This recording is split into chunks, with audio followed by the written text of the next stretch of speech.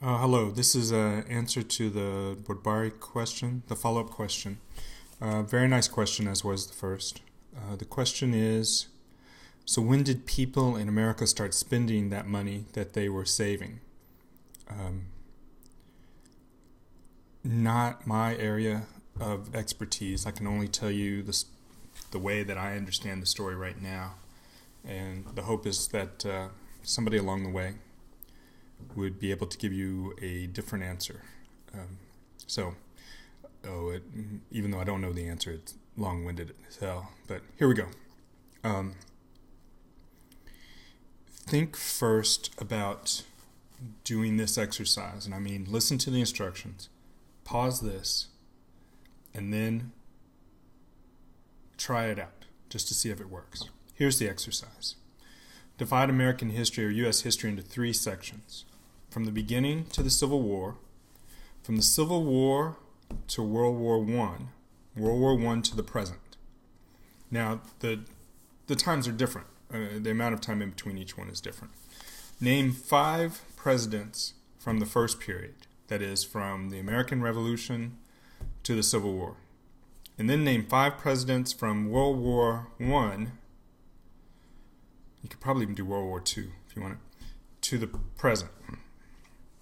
Now, how many presidents can you name between the Civil War and World War I? How many major events can you list? Try that.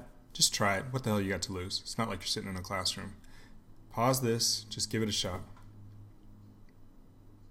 Give it a shot. What are you doing? It doesn't matter. Just try it out on your own. See if it works out.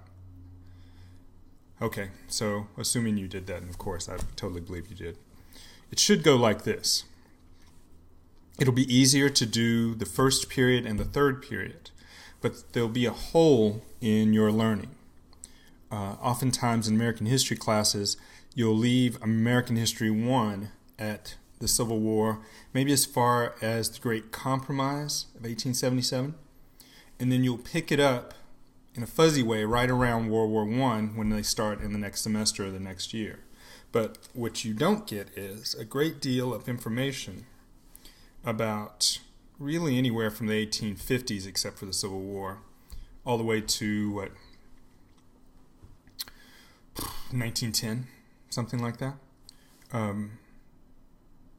You may recall a guy named Eugene Debs gets mentioned once, got 1 million votes while he was in prison.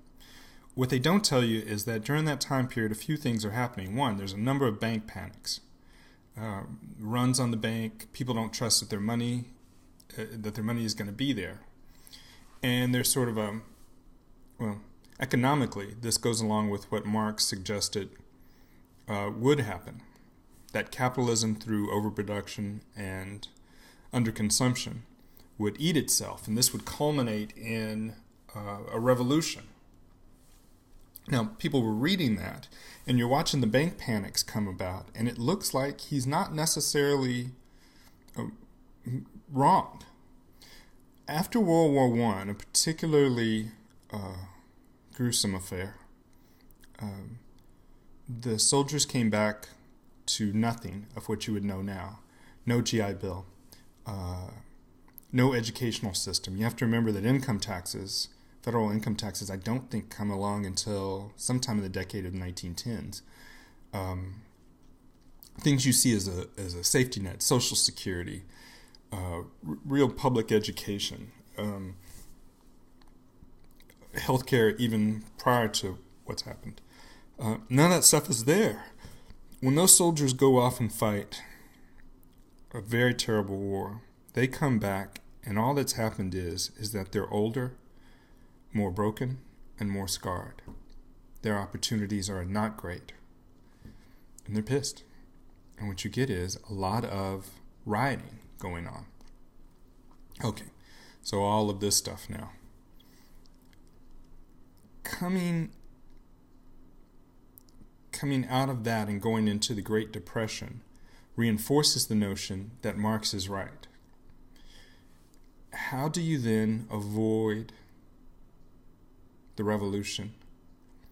If you're a rich person, you very much want to avoid it. And it looks like a lot of what Marx is saying is coming true. I would argue Marx's economic analysis is fantastic through the Great Depression. And the Great Depression is there, and you can see it, and you know what's going to happen. What you start getting, I think, around the time of the Great Depression, and then gets expanded after World War II, is a credit economy. After World War II, those soldiers were coming back. They were going to have the GI Bill. They were going to have education. Now, when I talk about the credit economy, I think now it's in the 30s, but again, not my area of expertise. To get a house at the turn of the century, here's what you did. You saved all your money until you had enough to buy the house. Then you gave that money to whoever owned the house, and you got the house. The notions you have about credit cards, none of that stuff existed. There was no credit. If you had no money, that's called broke. There's no errant 18% piece of plastic in your pocket that's going to get you out of broke. Broke is broke. At that point, you had to save your money, make sure you had money. Otherwise, broke was broke. Now, for me, life's not bad. We have a house. We owe a lot of money. That's what having a house means. I look at the numbers for how much it would cost to pay it off. It's insane. What you get is now, for the middle class and the upper middle class, it's not so much that you have riches, but you have the ability to go into greater and greater debt. That sort of credit society starts to get built in the 30s, first fighting the Great Depression, and then expands with World War II. And the idea now is that the economy is not kept going by saving money in banks, which then the banks of our country can lend to businesses here and abroad, charge interest, and enrich our country as others take the risk. Now the idea is that our manufacturing base is maintained because we keep buying things. So my son's 9. He has an iTouch. I got a Mac computer sitting in front of me, an iPhone in my pocket. My wife badly wants the iPad, and I'm just trying to hold out for the 3G thing to come. We buy a lot of stuff. Look at your pockets. Look at, even if you're not doing well, do you have a cell phone? Do you have a computer? How many things do you really have? Now the economy is you buy things. Because you buy things, people maintain their jobs, and they're able to produce more things, which you then need to buy.